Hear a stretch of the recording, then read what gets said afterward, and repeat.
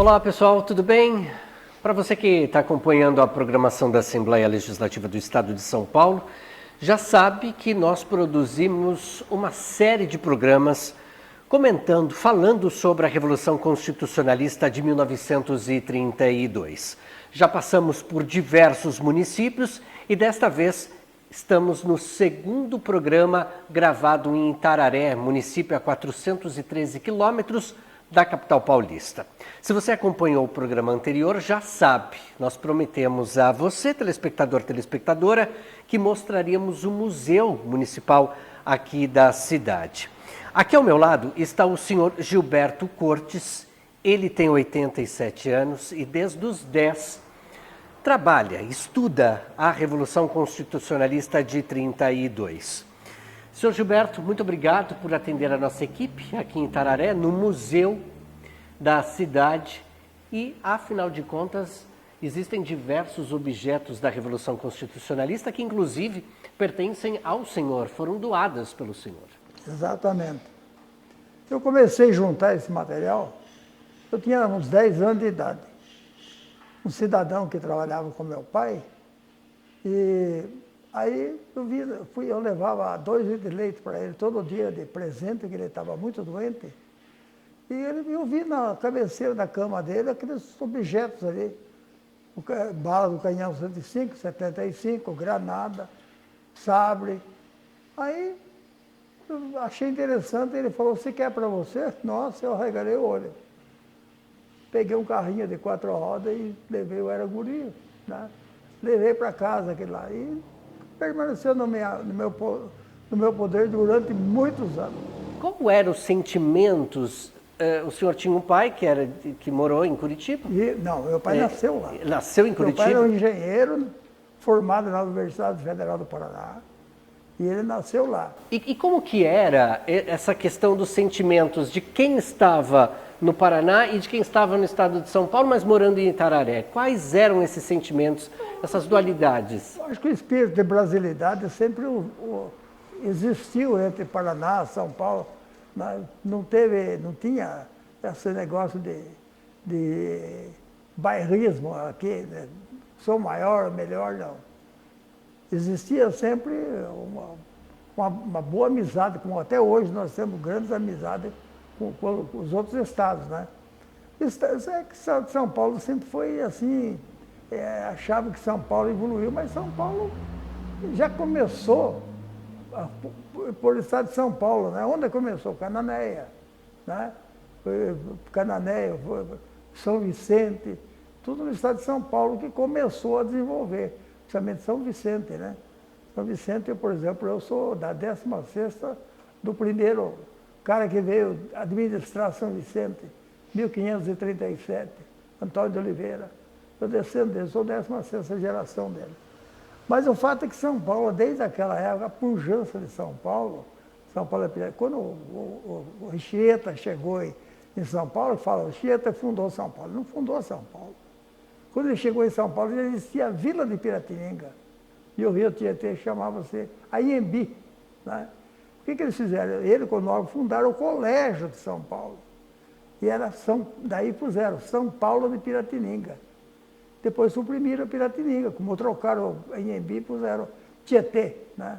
Nome que os portugueses fizeram. Mas a verdade é o seguinte, que a gente toda a vida houve essa aliança entre nós e os outros estados, né? Sempre foi esse comércio de tropa com o Rio Grande do Sul. Existia uma amizade muito grande. Agora, política, sabe, sempre tem os espertalhões, né? Foi o caso do Getúlio, né? Aí o que aconteceu? Aquele triunvirato que fizeram lá no Rio de Janeiro, os militares, e eles ficaram no poder uns dias e deram posse para o segundo colocado. Já que eles achavam que houve fraude, o que eles tinham? Anulado a eleição, feito uma nova eleição, mas não fizeram. Deram posse provisória e o Getúlio ficou. Só que daí ele não deu a Constituição que é esperado, que o São Paulo esperava. Foi que aconteceu o movimento, né? Que o MMDC lá, o Miragaia, coitadinho, tinha 14 anos de idade. 4h15 da manhã que começou a coisa, mataram eles lá, os meninos. estupidamente, mas a ordem deles, é o Brigadeiro Jorge Gomes, o Góes Monteiro, esses caras, era para meter bala mesmo, sabe? E aí o cara da Força Pública ele resolveu, não aceitou a ordem. Eu sei que daí estourou o movimento. Isso foi a 24 de maio. Dia 9 de julho, o governador de São Paulo estava titubeando, né? Ele tinha 73 anos de idade, velho que estava, titubeando, pressionaram, daí foi declarado a Revolução, né? Foi... E como é que foi aqui em Itararé? Aqui em Itararé houve os combates, né? Eles tentaram um franco entrar por cima para pegar por trás as tropas nossas aqui, as nossas estavam alojadas aqui. E daí tentaram entrar aqui por uma fazenda aqui, morreu 6 gaúchos. Tem foto do enterro deles ali, sabe? E houve escaramuça, né? O 11º Regimento de Ponta Grossa passou por aqui, tudo, mas pereceu quase tudo em Buri. Buri foi a maior concentração de combate, foi lá. Aqui foi pouco, morreu pouca gente. Morreu mais gaúcho do que paulista, sabe?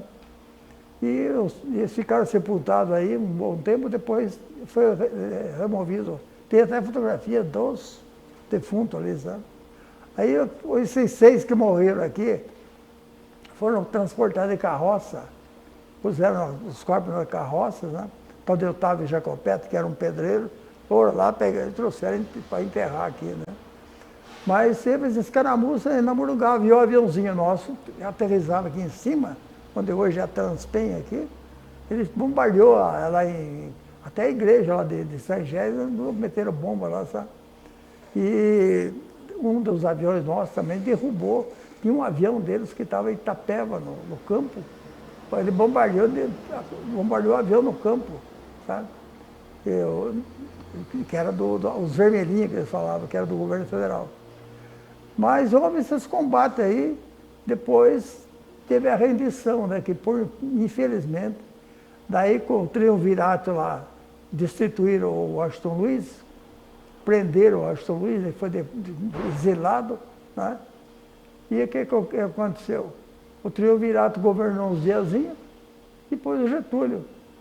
Daí aconteceu tudo isso aí, daí veio o armistício de paz. Passaram um telegrama para São Gésio, para esse o Costa, o general Costa, né? Que aí ele chamou a turma, veio os corneteiros na frente com uma bandeira, um pauzinho, uma bandeira branca, pedindo paz, né? Chegaram e falaram com o coronel, com o nosso, que era o comandante das tropas aqui, e ele foi até São Gésio. Daí foi obrigado a assinar, porque ele reconheceu que tinha sido derrubado o governo e entregou as tropas. Aí eles prenderam todos os soldados nossos, tem fotografia deles aí. Do mesmo jeito que meu pai foi preso em gôndola, suja de coisa, depois levaram embora para São Paulo. Seu Gilberto, existe uma coisa muito interessante nisso tudo que o senhor está nos contando, né? As pessoas que morreram, as 6 pessoas que morreram, existe o confronto, a batalha, nós já estivemos lá no parque, ali nas trincheiras, mas muitos objetos, o senhor, diante da pesquisa que o senhor fez, durante os objetos que o senhor inclusive ganhou, né? E como que é guardar tudo isso? O que é para o senhor? O que significa guardar esses objetos da Revolução?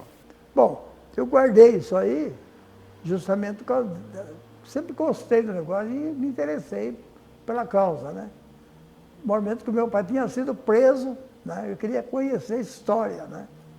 Mas depois, com o tempo, fui ouvindo pessoas, gravei um tio meu que era de idade já, era casado com uma irmã da minha mãe, várias pessoas eu ouvi, sabe? Para ver o negócio de combate e coisa, né? Porque até teve na Revolução de 30, a batalha que não houve, né? Então, aquele Aparício Torelli, que era um jornalista gaúcho, fez até, se intitulou Barão de Itararé, a batalha que não houve. Mas a maior batalha que nós teríamos seria do Comerciante Saraiva. Essa seria sangrenta mesmo. porque eles estavam tudo armados aqui, essas bombas que eu demonstrei ali, foi encontrado aqui, eles estavam armados até os dentes. Tinha 6.000 homens, 5.700 homens. Itararé tinha 100 fogões, quer dizer que era pequenininho Itararé. 1893, tinha passado a município, mal tinha começado, né? E então essa seria a maior batalha sangrenta. Graças a Deus que a Revolução não teve mais gente, ia morrer muita gente. Que estavam esperando o nosso exército em 30, estava armado até o era o maior exército na época. Ele tinha mais armamento que o Exército Nacional. Agora ele estava lutando contra a Força Pública do Paraná, contra o Exército Nacional, né? Agora nós tivemos um herói, que foi o Figueiredo, né? Ele era coronel, né? Euclides Figueiredo. E o Euclides Figueiredo, ele comandava o segundo exército. Ele passou para o lado de São Paulo. Ele comandando, junto com o outro comandante da Força Pública. E eles se uniram, né? Tanto é que depois ele foi preso, foi deportado, né? O pai do João Batista Figueiredo. Eu conheci ele, eu era menino, e ele tinha uma firma que comprava nó de pinho da fazenda Morungaba, sabe? E ele tinha um rapaz que era sobrinho dele, chamava-se Alamir Figueiredo. Eu levava leite todo dia, minha mãe, nós tínhamos bastante leite que vinha da fazenda nossa. Eu levava 2 dedos de leite para todo dia lá nesse Alamir Figueiredo, sabe? Onde é o Mercadão ali. Mas combate mesmo assim, sangrento, foi só isso aqui, da coisa que morreu os gaúchos ali, né? O resto mais foi para outro lugar. Você sabe a traição de Minas Gerais, que teve em 30, né? Estavam esperando a turma lá, em 32, né? Esperando a turma dos mineiros, que estava aliada a nós. O Dutra era major. O que comandou? Quando a turma lá no túnel, lá na Serra da Mantiqueira, né? Estava esperando os paulistas, chegando, metralharam os paulistas. Não sei se você... Estivemos lá. Estiveram lá. Lá foi sangrento agora, uma traição, matar irmão contra irmão, né? Mas... E como é que é para o senhor, e aí nas buscas, nas pesquisas, né, checar esse material que está aqui hoje no museu? A veracidade de todos eles que pertenceram, então, à Revolução de 32. Bom, a veracidade é porque quem me deu, como diz a história, ele não participou, mas ele coletou esse material, sobra de tiroteio que ele pegou, né? Chamava-se José Bento o nome dele. Então, isso eu tenho certeza.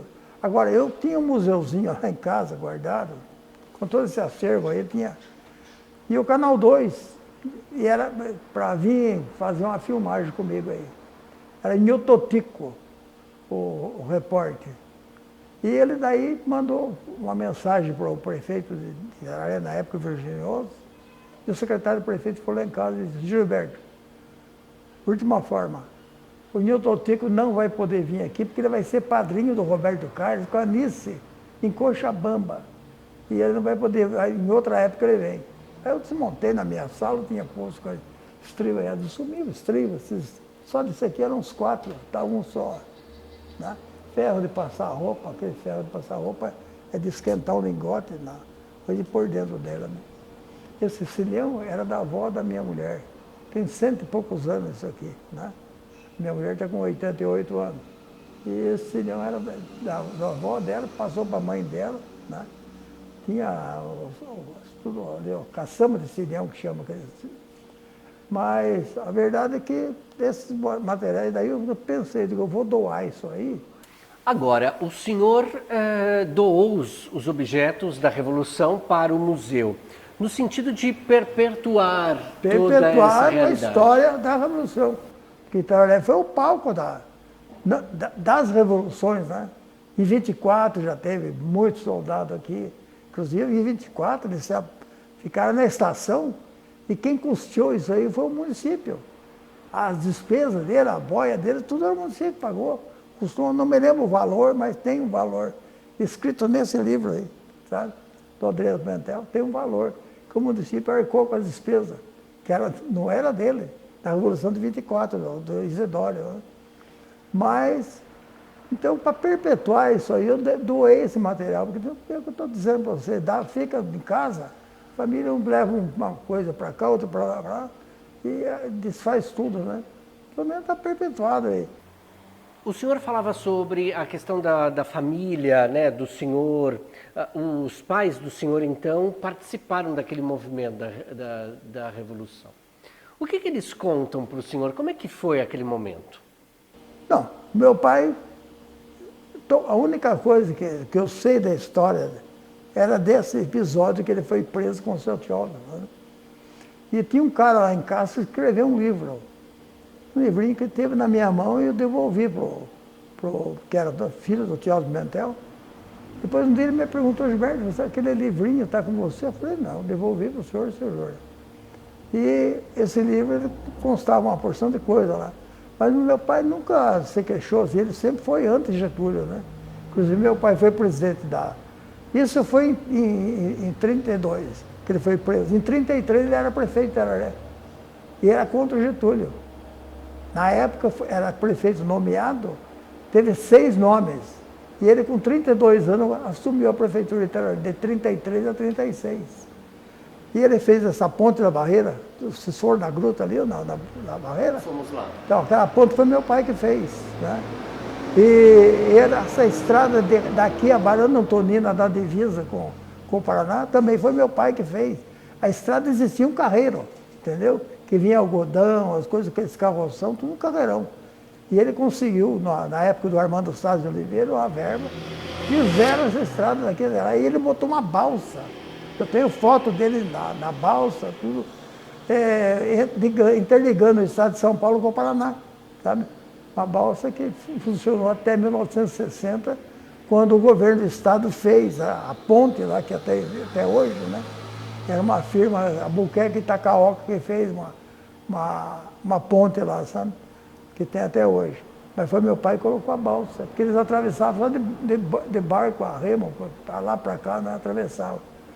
Não tinha essa ligação. E ele botou 2 balsas, uma lá na coisa e botou uma aqui em Santa Cruz dos Alpes, no Rio Tararé. Mas ele, um pouco da Revolução, conversa mais, a minha mãe que me falava sobre isso aí, né? Sobre o episódio, né? Sofrimento dela de dieta com a criancinha, viajar nesse trem aquele tempo aí. E eram muitas horas de viagem. Sorte que a minha avó morava em Curitiba, ela se arranchou lá, né? Mas é isso aí. O senhor conquistou esses objetos, né? O senhor ganhou esses objetos, o senhor falava que as pessoas, das doações, enfim, muitos objetos foram encontrados e ainda as pessoas dizem que ainda se for vasculhar, dá para encontrar mais coisa. Como é que eles foram encontrados? De que forma eles foram encontrados? Como é que foi vasculhado todo o território? Bom, esses detalhes que as pessoas me deram, eu não entrei em detalhe como que eles pegaram, né? Mas é resultado de abandono de trincheira, né? Curiosidade do cara, vai lá, acha um objeto, leva. E eu tinha mais bomba, sabe?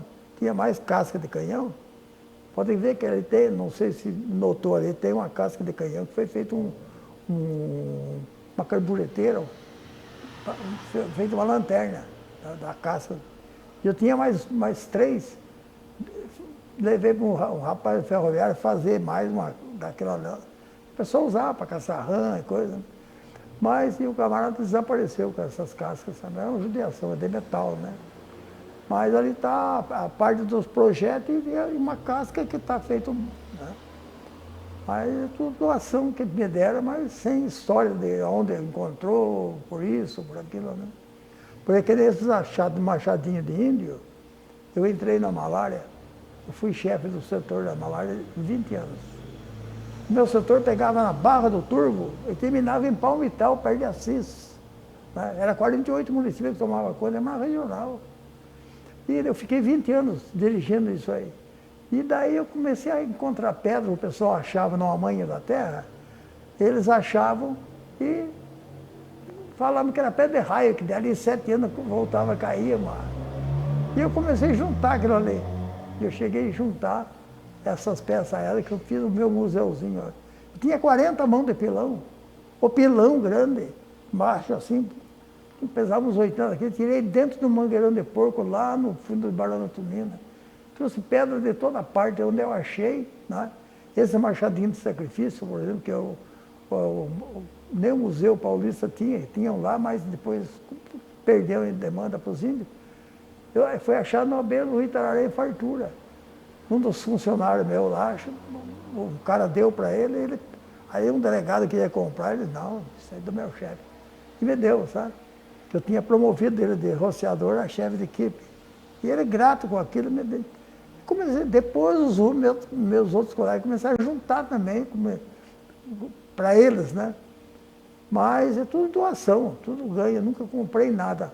As balas de canhão ali, que é as redondas, eu dei um motor no valor de R$800, motor elétrico, sabe? Para o cara montar uma circular, a troca daquilo ali. Teve uma negociação de quase 2 anos para nós negociar, ele queria ver na internet quanto valia, que não sei o quê, e começou. Agora a judiação sumiu o pente de metralhadora, tinha um pente de metralhadora, tinha uma balança que pesava até 200 quilos, e eu vi essa balança numa propriedade desse cara que foi secretário. Mas não posso provar que era minha, né? Senhor Gilberto, o senhor falou assim que as pessoas tentaram comprar do senhor, né? Esses objetos, né? Estão aqui no museu hoje, eles têm um valor. É possível, de fato, vender um objeto como esse? Tem um valor? Dá para pôr um valor? O valor histórico, né? Uma bala de canhão daquela ali, o que um ferro representa aquilo ali? Nada, né? Vale a história. Agora, só que tem que ter, eu acho que a pessoa que vem visitar o museu tem que saber o que é a peça. Eu acho que está bem mal, precisava um museólogo ou um museólogo, né? Cara que entendesse e fazer, é como uma pedra, daquelas pedras ali, saber que tipo de pedra que é, né? Se é quartzo, se é granito, se é isso, se é aquilo. É uma coisa, como cilhão, estou falando, como cilhão. Foi pertencente a avó da minha mulher, dar o nome dela, tudo certinho, né? Essas serras, essas coisas, tudo era no tempo da serraria do meu pai. Senhor Gilberto, para as pessoas que estão nos assistindo agora, qual recado o senhor gostaria de deixar para elas em relação à Revolução?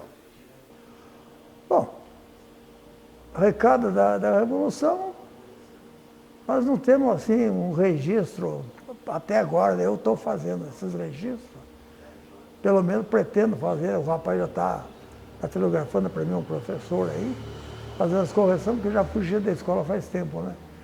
Então, o próprio computador faz a correção de erros de português, ou de concordância, aquela coisa toda. E eu pretendo fazer, porque comecei em 91, sabe, fazer isso aí. Depois eu fiz uma cirurgia do coração, estava lá no hospital, pensando, puxa vida, eu acho que eu vou embora e não vou continuar meu livro. E voltei do hospital com aquele pensamento, vou terminar. E aí eu escrevi algumas coisinhas, né?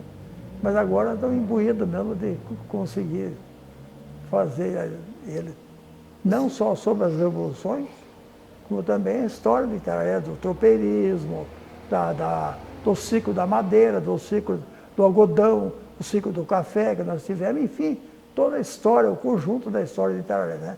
Começa com o tropeirismo, né?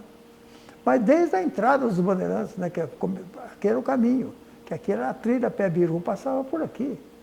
Tanto é que o traçado da estrada de ferro acompanhou mais ou menos o mesmo caminho que os índios caigangues faziam, né? E toda terça-feira passava um trem aqui, que era o trem internacional. Vinha lá do Uruguai, Argentina, passava por aqui. Uma vez eu fui na estação, estava passando por aqui, um bando de suíço, com aqueles chapéus, a pena, umas meionas, sabe? Um pessoal tudo colorido, sabe?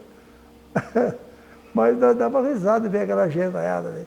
Passava muito estrangeiro. E uma vez eu viajei de lá para cá, de São Paulo, fui buscar minha irmã, estudava no Colégio Santa Inês, e eu fui buscá-la. Aí a gente veio de leito naquele tempo, mas nós fomos no carro-restaurante. Quando eu fui no carro-restaurante, sentamos assim, tinha um casal sentado, né? Aí o cara cumprimentei, pedi licença para a gente sentar ali e tudo. Aí estava Anselmo Duarte, uma porção de atores da época, e eu indo para o Rio Grande do Sul, era tudo pelo trem, né? E acho que o avião, naquele tempo, nem a Varig não estava ainda. Mas, enfim, viajava muito de trem, principalmente que é o carro de leito, né? Eu sei que daí eu sentei, o cara me apresentou. Eu olhei assim, o senhor não é o Espina? Ele falou, sim, sou Espina. Eu tinha visto ele no cinema, né? E a mulher dele era uma francesa. Começamos a conversar ali, todos, sabe? Aí daí ele falou, nós vamos indo para o Rio Grande do Sul, nós vamos fazer uma filmagem lá e tal. E daí ele falou, está o Anselmo Duarte, citou o nome dos atores da época, né? Eu olhei assim, no vagão, vi o pessoal, mas não conversei fundo, conversei que foi com o Espina, né? Mas então tinha o trem aí que foi uma desligação, e infelizmente nós perdemos, né? Foi na Europa, por exemplo, é tudo por trem, né? Seu Gilberto, antes de a gente encerrar, eu tenho uma questão para o senhor, né? Além dos objetos da Revolução que o senhor doou ao museu, o senhor tem escrito uma história, não somente da Revolução, mas, claro, do município de Itararé. Especificamente, num capítulo, se direcionará, então, para essa história da Revolução. Conta um pouquinho para a gente sobre das isso. Revoluções. Tanto no caso 22, 23, 24, que teve todas essa coisa aí. Aí no caso 30, 32, né?